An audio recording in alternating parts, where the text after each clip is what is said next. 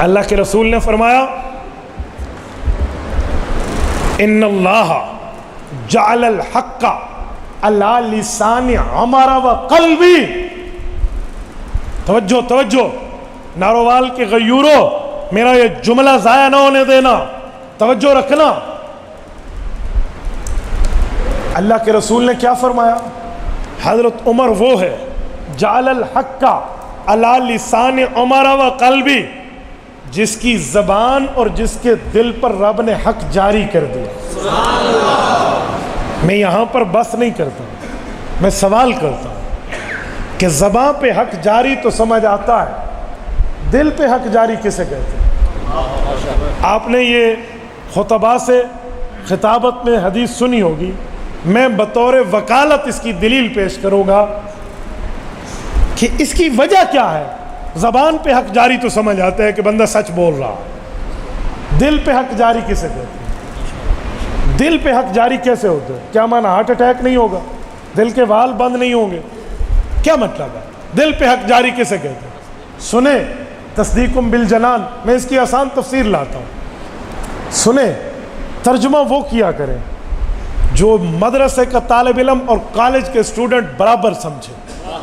یوں نہیں ہے کہ اسے پوچھنا پڑے مفتی صاحب آپ کیا کہہ رہے ہیں، کالج والا پوچھنے لگے. نہ، رسول اللہ سب کے نبی ہیں، صرف مولویوں کے نہیں ہیں، عوام کے بھی. تو جب ہم یہ کہیں گے اللہ نے حضرت عمر کی زبان اور دل پہ حق جاری کر دیا، مولوی تو سمجھے گا، جو کالج کا اسکول کا عوام کے بندے بیٹھے ہیں وہ کہیں گے حق ہے اور سچ ہے، پلے انہوں کوئی نہیں پڑھنا، انہیں سمجھ نہیں آنی کہ دل پہ حق جاری کسے کہتے ہیں. توجہ رکھنا، میں وہ بات عوامی لہجے میں حل کرنے لگا. دیکھو جسم میں ایک زبان ہے اور ایک دل ہے.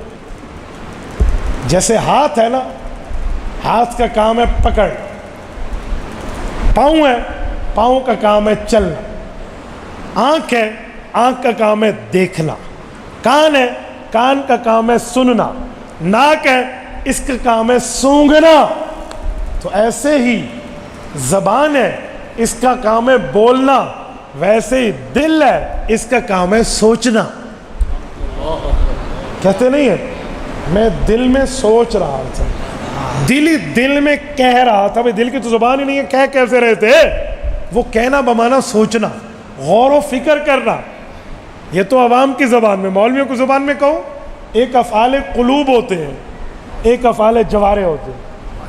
افعال قلوب خلت حسبت رأیت وجدت سوچنے کے معنی میں ہے، تو یہ رأیت خلتوں کے معنی میں لے.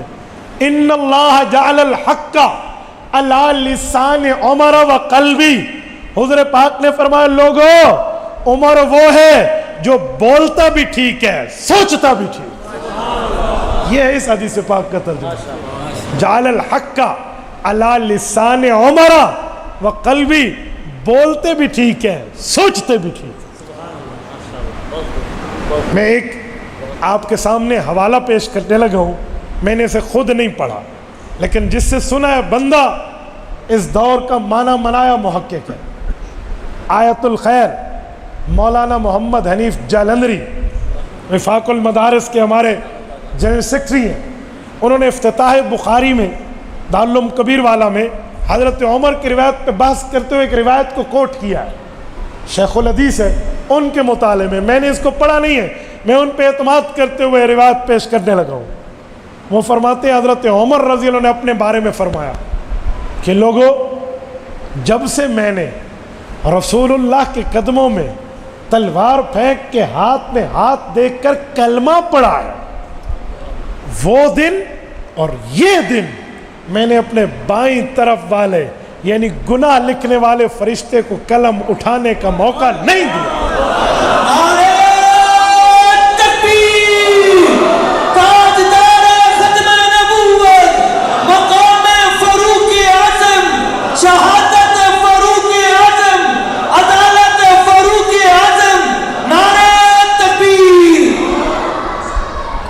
کہ جس دن سے کلمہ پڑھا اور آخر وقت تک وہ وقت نہیں آیا کہ بائیں طرف والا بائیں کندھے والا فرشتہ عمر کے گناہ لکھنے کے لیے قلم اٹھانے کا موقع لیتا. یہ نہیں کہ قلم اٹھایا لکھ لیا بعد میں توبہ کر لی اللہ غلطی ہو گئی، یوں نہیں، کیسے موقع ہی نہیں دیا کہ وہ ہاتھ میں اپنے قلم کو اٹھا سکے. اندازہ لگا. یہ ہے جعل الحق علی لسان عمر و قلبی. عمر بولتا بھی ٹھیک ہے، عمر سوچتا بھی ٹھیک.